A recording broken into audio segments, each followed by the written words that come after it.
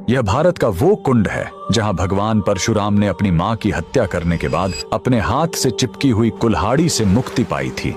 यह कहानी है महान ऋषि जमदग्नि और उनकी पत्नी पतिव्रता रेणुका की। कहते हैं रेणुका हर दिन नदी से कच्चे घड़े में पानी लाती थी और उनके सतीत्व के बल से वह घड़ा टूटता नहीं था। उनके 5 पुत्र थे जिनमें सबसे छोटे थे विष्णु अवतार परशुराम। एक दिन रेणुका ने नदी में कुछ गंधर्वों स्वर्ग के संगीतकार को जल क्रीड़ा करते देखा। उन्हें देखकर एक पल के लिए उनका मन मोह में पड़ गया और उसी क्षण उनके सतीत्व का बल टूटा और कच्चा घड़ा टूट गया। जब वो आश्रम लौटी तो ऋषि जमदग्नि ने अपने योग बल से जान लिया कि उनका मन भटक गया था। वो इतने क्रोधित हुए कि उन्होंने अपने पुत्रों को आज्ञा दी, अपनी मां का वध कर दो। जब चारों बड़े भाइयों ने मना कर दिया तो क्रोधित पिता ने उन्हें तुरंत पत्थर बन जाने का श्राप दे दिया। इसके बाद परशुराम ने पिता की आज्ञा को अपना धर्म समझा। उन्होंने भारी मन से अपनी कुल्हाड़ी उठाई और अपनी ही मां का सिर धड़ से अलग कर दिया। उनकी आज्ञाकारिता से प्रसन्न होकर जमदग्नि ने वरदान मांगने को कहा। परशुराम ने तुरंत अपनी मां को फिर से जीवित करने और साथ ही पत्थर बन चुके अपने चारों भाइयों को भी मुक्त करने का वर मांग लिया। सब फिर से जीवित हो गए, मानो कुछ हुआ ही ना हो। लेकिन कहानी यहीं खत्म नहीं हुई।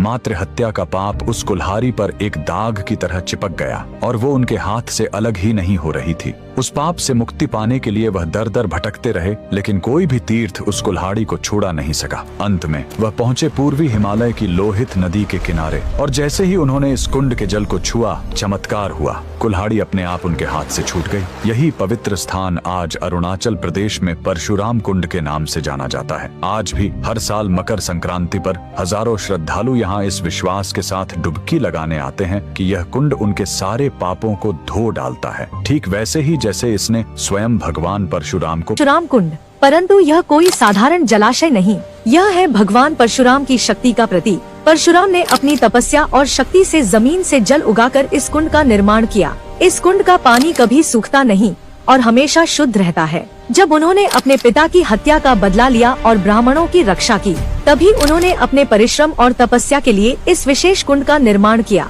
जो भी यहाँ स्नान करता है उसके जीवन में बदलाव आ जाते हैं। कई लोगों ने बताया शारीरिक और मानसिक कष्ट अचानक गायब हो जाते हैं। लेकिन ध्यान रहे, यह कुंड केवल सच्चे भक्तों के लिए ही खुलता है। शंका, लालच या बुरी नियत वाले लोग कभी कुंड तक नहीं पहुँच पाते। कुछ लोगों का रास्ता अचानक बदल जाता है और वे गायब हो जाते हैं। परशुराम कुंड, शक्ति, रहस्य और श्रद्धा का संगम। परशुराम जी की जय हो।